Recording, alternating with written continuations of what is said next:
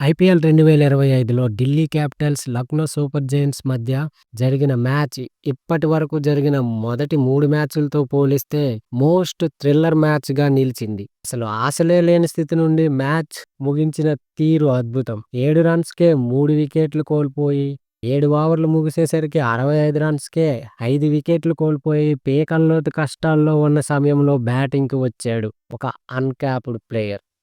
తన విధ్వంసకర ఆట తీరుతో కడ వరకు నిలిచి అసాధ్యం అనుకున్న విజయాన్ని తన టీంకు అందించాడు. అతనెవరో కాదు, అశుతోష్ శర్మ. ఇంతకీ ఎవరి అశుతోష్ శర్మ? తెలుసుకోవాలంటే ఈ వీడియో చివరి వరకు చూడండి. ఐపీఎల్‌లో ఓ కొత్త స్టార్ ఉద్భవించాడు. ఆల్మోస్ట్ ఓడిపోయిన మ్యాచ్‌ని తన భుజాలపై వేసుకొని మరీ గెలిపించాడు. క్రికెట్‌లో ఎన్నో ఏళ్లుగా ఒక్క అవకాశం కోసం ఎదురుచూస్తున్న ఈ న్యూ స్టార్ ఎవరో కాదు, అశుతోష్ శర్మ. ఢిల్లీ లక్నో మ్యాచ్‌తో బెస్ట్ ఫినిషర్ అని పేరు తెచ్చుకున్న అశుతోష్ తన క్రికెట్ జర్నీలో ఎన్నో ఆటుపోట్లు ఎదుర్కొన్నాడు. తనను తొక్కేస్తున్నా ఏదో రకంగా నిలబడి ఇవాళ ఐపీఎల్‌కు తన పేరు వినిపించేలా చేశాడు.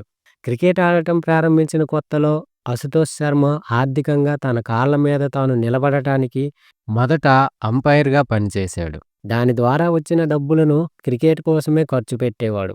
మధ్యప్రదేశ్‌కి చెందిన రాట్లం అనే ప్రదేశంలో అశుతోష్ శర్మ జన్మించాడు. తాను పుట్టిన ఊరిలో క్రికెట్‌లో రాణించేందుకు ఇబ్బంది కావడంతో ఇండోర్‌కు వెళ్ళాడు. తన కల నెరవేర్చుకునే సమయంలో ఎన్నో సవాళ్లను ఎదుర్కొన్నాడు. తను బతకడానికి ఇబ్బంది పడుతున్న రోజుల్లో క్రికెట్ అంపైరింగ్ చేస్తూ, బట్టలు ఉతుకుతూ రోజుల్ని గడిపాడు. ఇండోర్‌లో చాలా చిన్న ఇంట్లో ఉంటూ cricket practising చేసేవాడట.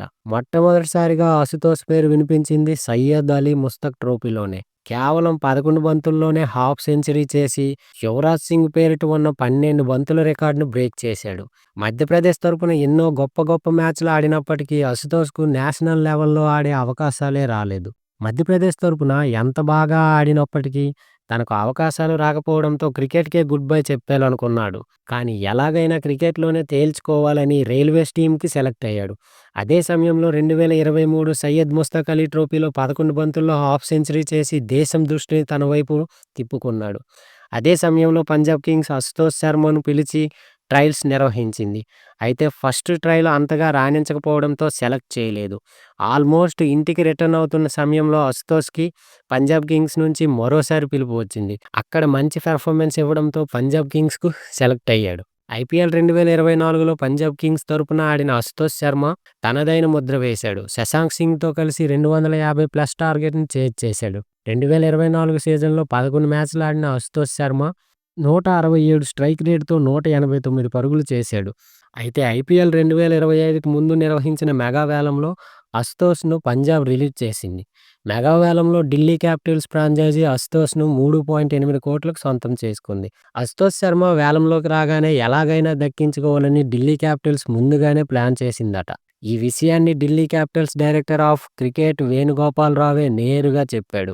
Ashutosh Sharma mega వేలంలో దాదాపు 10 కోట్ల వరకు పలుకుతాడని అనుకున్నామని, కానీ తమకు చాలా తక్కువ ధరకే దొరికాడని చెప్పాడు. మరి అశుతోష్ శర్మ ఫినిషింగ్‌పై మీరేమనుకుంటున్నారో కామెంట్‌లో తెలియజేయండి. మరిన్ని వీడియోల కోసం మన ఛానల్‌ని లైక్ చేయండి, షేర్ చేయండి, సబ్స్క్రైబ్ చేయండి.